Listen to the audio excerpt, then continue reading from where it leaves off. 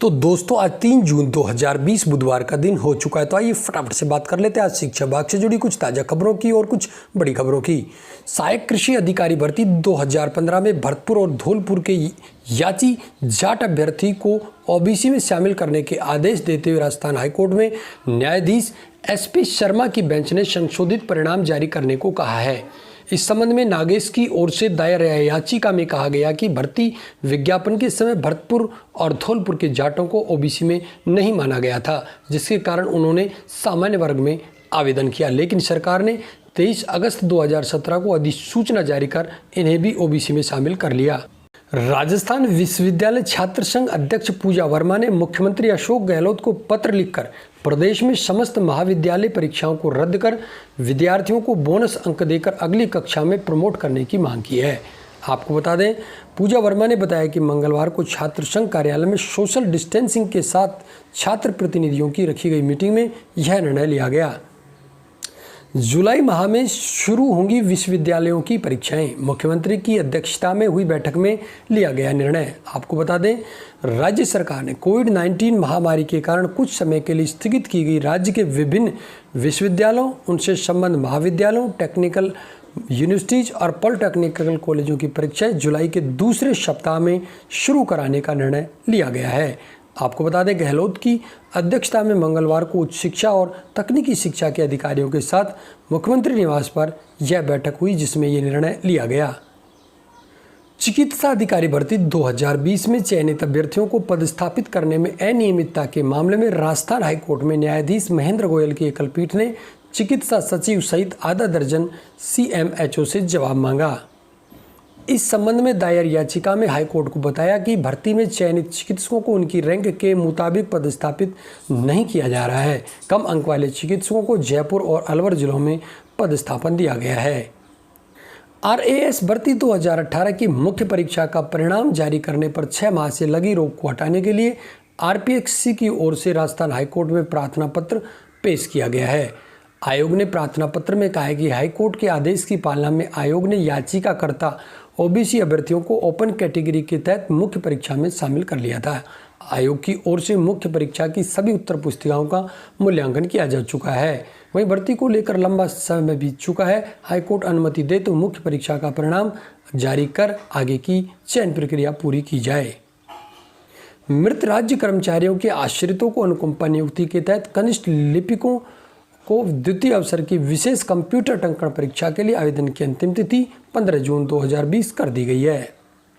Corona संकट की इस घड़ी में मुख्यमंत्री अशोक गहलोत ने मृतक राज्य कार्मिकों के आश्रितों को अनुकंपा नियुक्ति देने के लिए नियमों में शिथिलता दी है। इस शिथिलता से मृतक कार्मिकों के 71 आश्रित परिवारों को अब बड़ा संबल मिलेगा। आपको बता दें, मुख्यमंत्री ने आयु सीमा देरी से आवेदन करने, प्रशासनिक विभाग में पद रिक्त नहीं होने पर अन्य विभाग में नियुक्ति चाहने सहित अन्य कारणों से लंबित प्रकरणों में मानवीय आधार पर निर्णय लेते हुए आवेदकों के लिए नियुक्ति की राह आसान की है। वर्धमान महावीर खुला विश्वविद्यालय कोटा द्वारा विश्वविद्यालय के प्रवेश सत्र जुलाई 2020 में MBA और MCA के प्रवेश के लिए प्रवेश परीक्षा के ऑनलाइन आवेदन जारी कर दिए हैं। आपको बता दें, विश्वविद्यालय की वेबसाइट पर जाकर ऑनलाइन आवेदन करना होगा। आवेदन शुल्क 1000 रुपये है। प्रवेश आवेदन की अंतिम तिथि 15 जून रखी गई है। केंद्रीय माध्यमिक शिक्षा बोर्ड ने परीक्षा केंद्र बदलने की सुविधा का लाभ लेने के लिए दिशा निर्देश जारी कर दिए। आपको बता दें, बोर्ड ने कहा है कि विद्यार्थियों को एक जिले में परीक्षा केंद्र बदलने की अनुमति नहीं होगी। दिल्ली को एक ही जिला माना जाएगा। परीक्षा केंद्र में बदलाव की अनुमति केवल उसी जिले में दी जाएगी जहां विद्यार्थी गया हुआ है और जहां CBSE से संबद्ध स्कूल चल रहा है। अगर कोई विद्यार्थी ऐसे ज़िले में है जहां CBSE से मान्यता प्राप्त कोई स्कूल नहीं है, तो उस विद्यार्थी को उसके समीपवर्ती दूसरे जिले के स्कूल में परीक्षा केंद्र आवंटित किया जाएगा। टोडा भीम विधायक पृथ्वीराज मीणा ने प्रदेश के मुख्यमंत्री को पत्र लिखकर अवगत कराया कि राज्य सरकार के द्वारा समय समय पर जारी आदेशों में शिक्षा विभाग के सभी कार्यालयों में समस्त कैडर के पदों पर आरक्षित वर्ग का कोटा निर्धारित करने और विभाग में सभी पदों पर अनुसूचित जाति और अनुसूचित जनजाति का बैकलॉग निर्धारित करने के लिए रोस्टर रजिस्टर के संधारित करने के लिए निर्देशित किया है। सरकारी सिस्टम में BLO शब्द सुनते ही मन मस्तिष्क में ऐसे व्यक्ति की छवि उभर कर सामने आती है जो कि अक्सर चुनाव संबंधित कार्य में वोटर लिस्ट अपडेट से लेकर चुनाव संपन्न होने तक प्रत्येक व्यक्ति जो चुनाव कार्य से जुड़ा उसकी मदद करता है, परंतु सच तो ये है कि बीएलओ की नियुक्ति के कोई लिखित नियम नहीं है, सभी अपने स्तर पर परिभाषित करते हैं। इसलिए जनगणना, पशुगणना, अकाल, महामारी और अन्य सभी कार्यों में ताश के जोकर की तरह इन्हें लिप्त कर दिया गया। आपको बता दें, सरकारी शिक्षक और मंत्रालय के कर्मचारी विभाग के साथ ये बेगारी भी काट रहे हैं।